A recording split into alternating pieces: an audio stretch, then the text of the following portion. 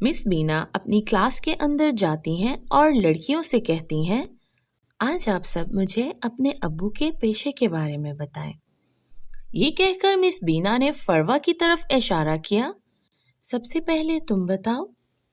Teacher, میرے ابو استاد ہیں۔ اب تمہاری باری ہے انم۔ انم یہ سن کر خاموش ہو جاتی ہے۔ کیا تمہارے ابو کوئی کام نہیں کرتے؟ کرتے ہیں لیکن… تبھی انم کے پاس بیٹھی لڑکی کہتی ہے، ٹیچر، اس کے ابو محلے کے گٹر صاف کرتے ہیں، اس لیے یہ کسی کو یہ بات نہیں بتاتی۔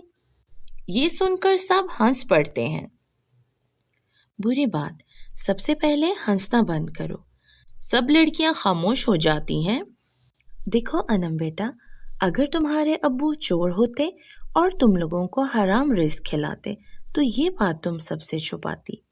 تمہارے ابو کوئی غلط کام نہیں کرتے، اس لیے تم اپنے ابو کے کام کے بارے میں سب کو بتایا کرو، کیونکہ یہ کوئی شرمندگی والا کام نہیں ہے۔ لیکن ٹیچر، سب لڑکیاں میرا مذاق اڑاتی ہیں، اس لیے میں یہ بات کسی کو نہیں بتاتی۔ تبھی مس بینا پوری کلاس سے کہتی ہیں، میں نے آج آپ لوگوں سے اپنے ابو کے پیشے کے متعلق اس لیے پوچھا تاکہ میں آپ کو بتا سکوں کہ آپ اپنی دوست کا اس کے ابو کا پیشہ جاننے کے بعد مذاق نہ اڑائیں۔ دیکھو بیٹا، کسی بھی کام کو حقیر نہیں سمجھنا چاہیے۔ اگر کوئی پوری ایمانداری اور محنت سے وہ کام کر رہا ہو تو ہمیں اس کا مذاق اڑانے کی بجائے اس کی حوصلہ افزائی کرنی چاہیے۔ مس بینا کی بات پوری کلاس کو سمجھ آ چکی تھی، اس لیے وہ کلاس سے باہر نکل آئیں۔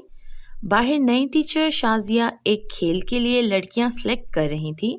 انہوں نے ایک لڑکی سے کہا، رمشا، تم بہت سست ہو گئی ہو، اس لیے آج سے تم روزانہ ورزش کرو گی تاکہ تم اس کھیل کو آسانی کے ساتھ کھیل سکو۔ ٹیچر، میں کسی کھیل میں حصہ نہیں لوں گی۔ وہ کیوں بھائی؟ کیونکہ مجھے میری امی نے منع کیا ہے۔ اس کی بات سن کر مس بینا بھی چونک گئی۔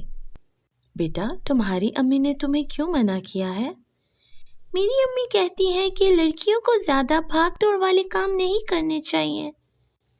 کیوں نہیں کرنے چاہیے؟ جس طرح لڑکے اسپورٹس میں حصہ لیتے ہیں، اسی طرح لڑکیوں کو بھی حصہ لینا چاہیے۔ ہاں بالکل، کیونکہ کھیل کود سے ہمارا جسم صحت مند رہتا ہے۔ مجھے کچھ نہیں پتا ٹیچر، مجھے میری امی نے منع کیا ہے کہ تم اسکول جا کر صرف پڑھائی کرنا، کھیل کود والے کام مت کرنا، یہ لڑکیوں کے لیے اچھے نہیں ہوتے۔ رمشا کی بات سن کر مس شازیہ نے خالہ نصیبن سے کہا، خالہ جاؤ اور اس کی امی کو بلا کر لے کے آؤ۔ مس شازیہ نے رمشا کی امی کو اسکول کیوں بلایا تھا، یہ جاننے کے لیے اس کہانی کی اگلی قسط ضرور دیکھیں۔